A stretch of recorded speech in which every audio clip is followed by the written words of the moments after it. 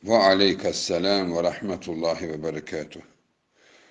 Sual olunur, musiqi yazmaq, oxumaq, qulaq asmaq, musiqili toya gedib iştirak etmək, musiqi alətləri ilə oynamaq, evdə musiqi alətlərini saxlamaq və bunların hökmü nədir və bunu edənin kəffarəsi nədir? Elhamdülillahi vahdə və salatu və selamu alə mən la nəbiyyə ba'də əmmə ba'd. Dəyərli müsəlmanlar, aləmlərin Rabbi Allah öz qullarını şeytanın hiləsindən qorumaq üçün bütün vasitələrin, bütün səbəbləri bağlamışdır. Ona görə də bizim üzərimizə borc düşür ki, Allahın kitabından və Rasulunun sünnəsindən nə eşitdiksə itaat edək. Dəyərli insanlar, icazə verməyək ki, şeytan bizi aldatsın. Şeytanın bizi rahatlıqla aldatdığı və hətta insanların qəlbində çox da qorxu oyatmadığı haramlardan biri də hələ musiqidir ki, bizim heç birimiz ondan qaça bilmirik. Çünki o, bugün elə bir şərait yaradıb ki, musiqi insan həyatının bir hissəsi olub. Xəbərlərə qulaq asmaq istəyirsən, məsələn, əvvəli musiqi ilə başlayır və sonra xəbərlər başlayır. Və yaxud da ki, sosial şəbəkələrdə nə isə axtarırsan, bir də görürsən ki, yersiz bir musiqi və yaxud da ki, nələrsə, hətta hansıysa bir idarəyə zəng vurursan ki,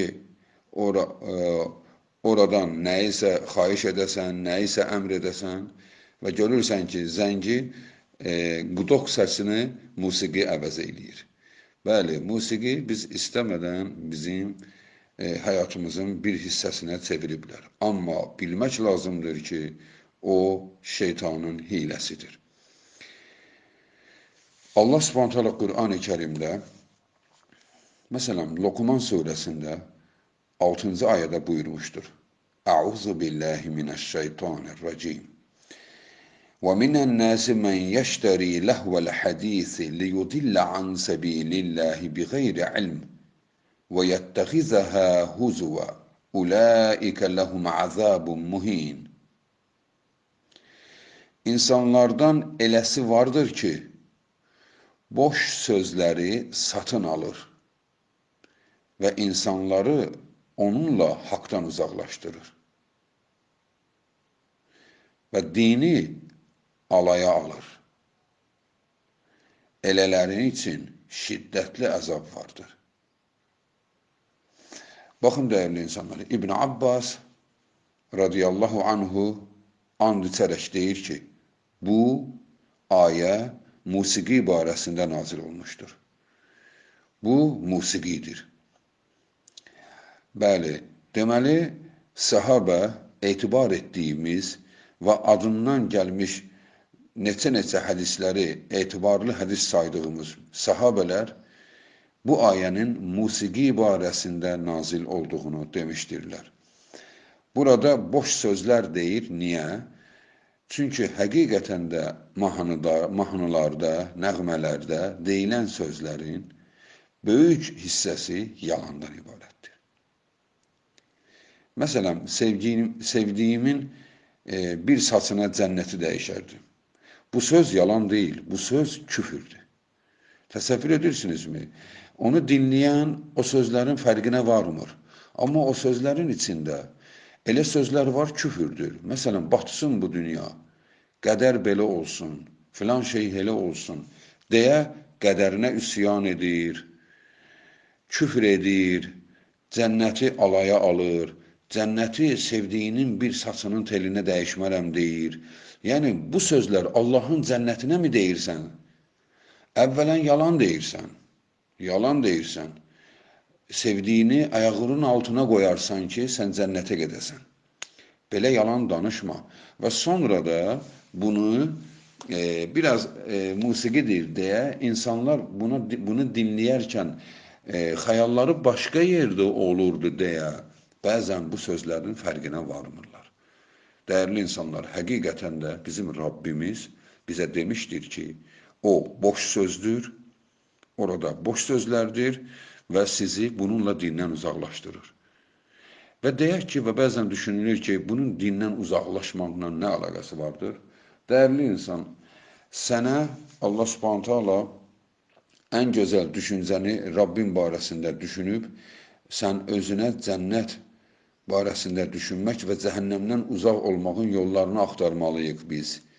Amma musiqi ilə bizi lazım olmayan ünvanlara, yəni məsələn, tutaq ki, bizi xatirələrə gəzdirir, gəncliyimizə aparır, hansıysa musiqini dinləyəndə hansıysa yaşadığımız bir həyatı bizi başa salır.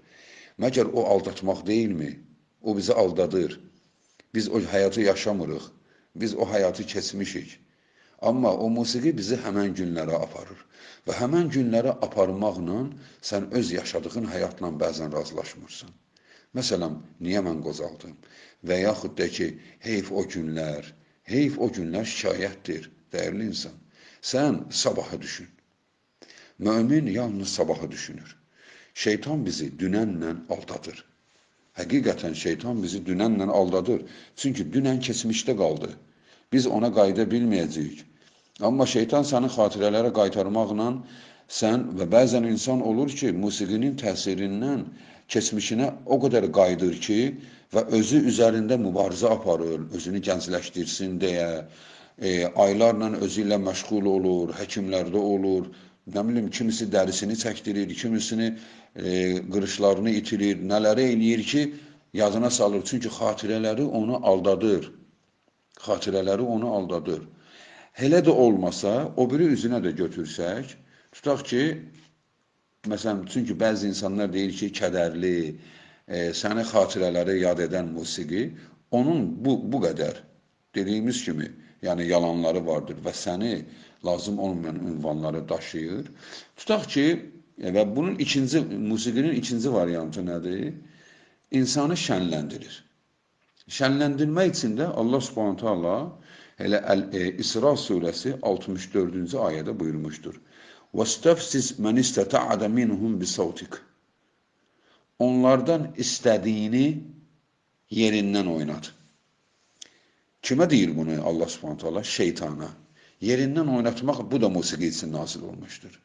Yerindən oynatmaq nədir? Bəli, bir yerdə musiqi çalınır, bir neçə insan rəqs edir. Onları rəqs elətdirən şeytandır. Şeytan onlara əl çalır, musiqi səsinə balans verir və onlar musiqinin ritmi ilə rəqs edirlər. Onlar bir dəfə özlərinə musiqinin səsini alıb baxsınlar. Yəni görüntüdə, yəni onun bir çəkilişini qoysunlar, musiqinin səsini alıb özünə baxsın. Özünün o nə qədər yersiz atılıb, hoppanıb düşməsinə baxsa, o görəcək ki, həqiqətən bizi şeytan oynadır. Bu nədir? İnsana yaraşmayan hərəkətlər, yersiz atılıb, hoppanmalar. Yəni, Allaha iman gətirmiş və bir gün Allah huzurunda hesab verəcəyini düşünən bir insan, əgər onu mükəmməl şəkildə düşünürsə, o həyat boyu musiqi səsinə hoppanmaz və yaxud da ki, bu şeylərlə vaxtını keçirməz. Çünki Rasulullah sallallahu aleyhi və səlləm buyurmuşdur. لِيَكُونَنَّ مِنْ أُمَّةِ أَقْوَامٌ يَسْتَحِلُّونَ الْحِرَّ وَالْحَرِيرَ وَالْخَمْرَ وَالْمَعَازِيفَ.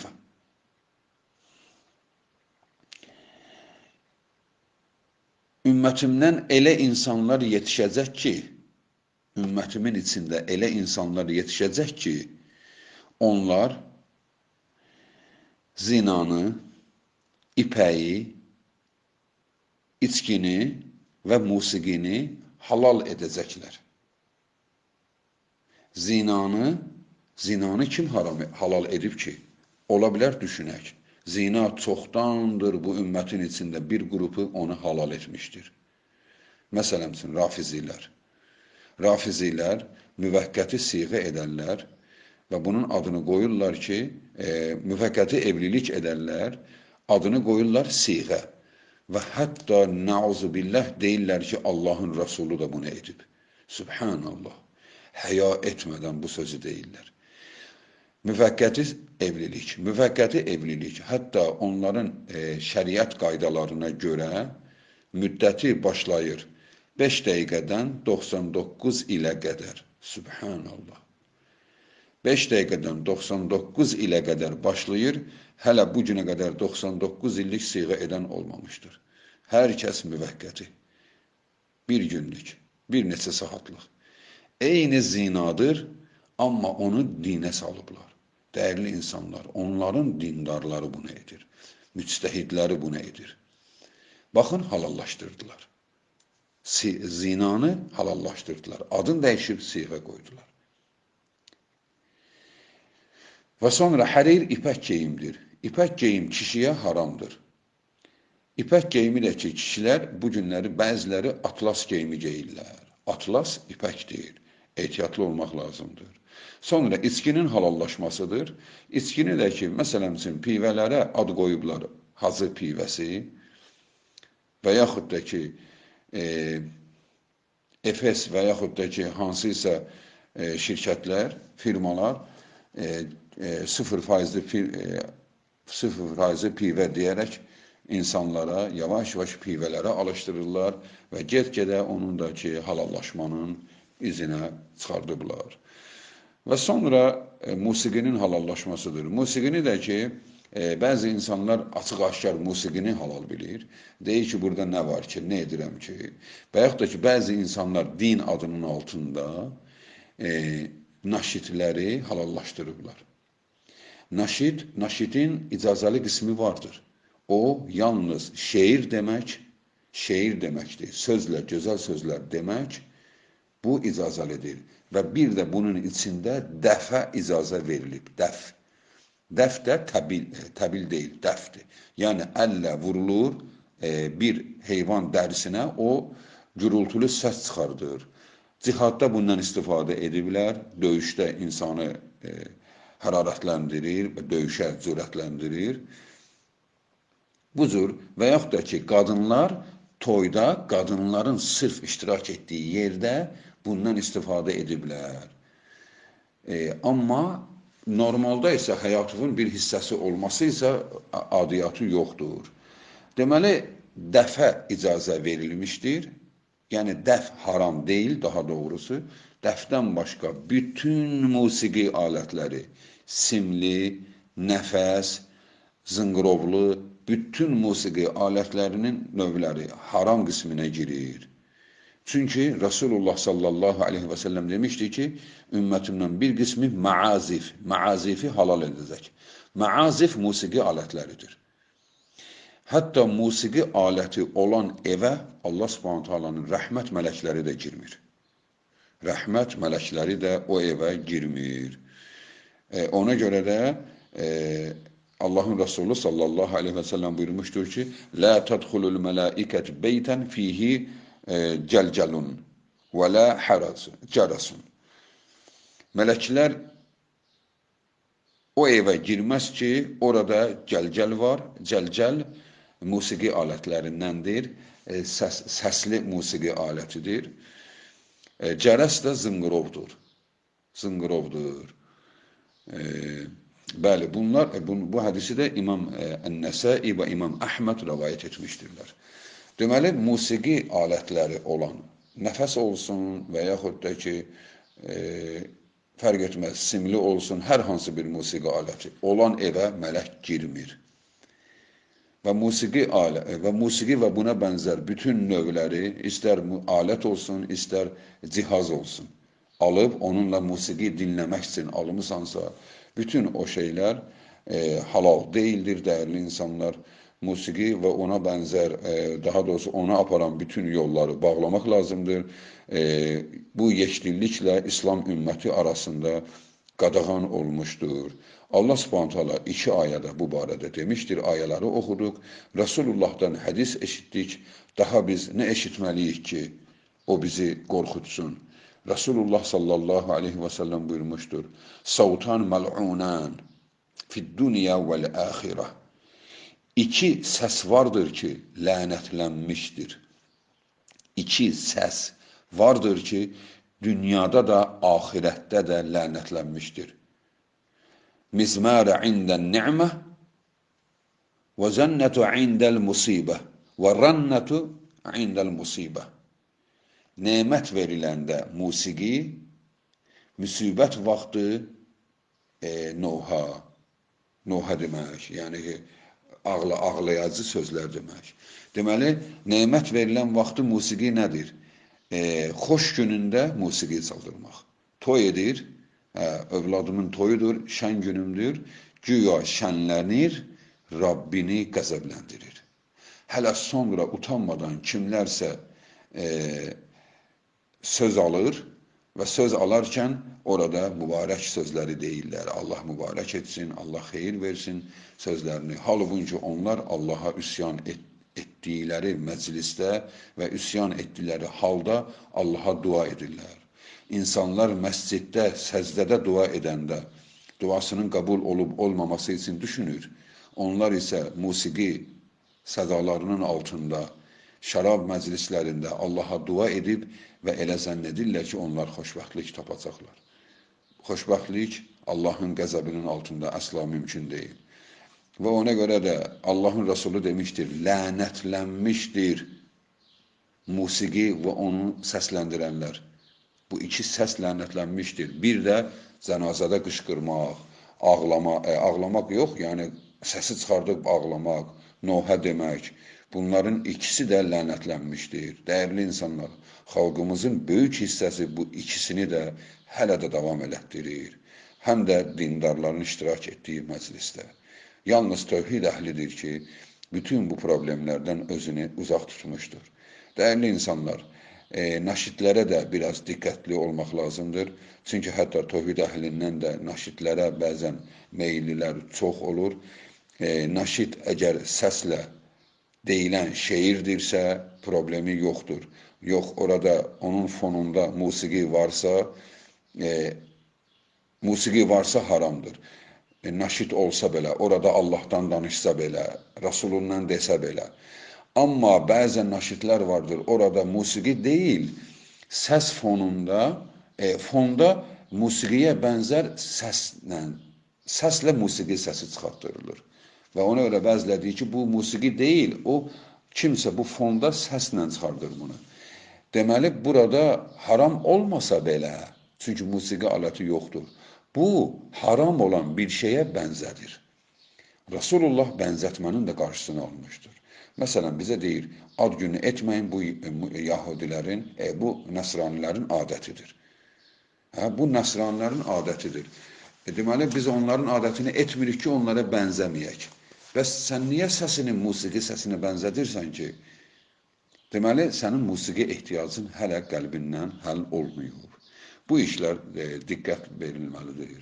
Diqqət verilməsi məsələdir. Musiqinin hökmü şəriətimizə görə haramdır. Musiqi və onun alətləri də haramdır. Kimin evində varsa evindən uzaqlaşdırsın, mələk yoxsa onun evinə girməyəcək. Onun kəffarəsinə gəldikdə isə, kəffarəsi bu şeyləri evdən uzaqlaşdırmaq və bu günə qədər yaşadığı o həyata, o əyləncəyə görə tövbə etməkdir. Vəssalamu aleykum və rəhmətullahi və bərəkatuh və l'ilmu indallahi teala və axiru da'vana enilhamdülillahi rabbil alemin.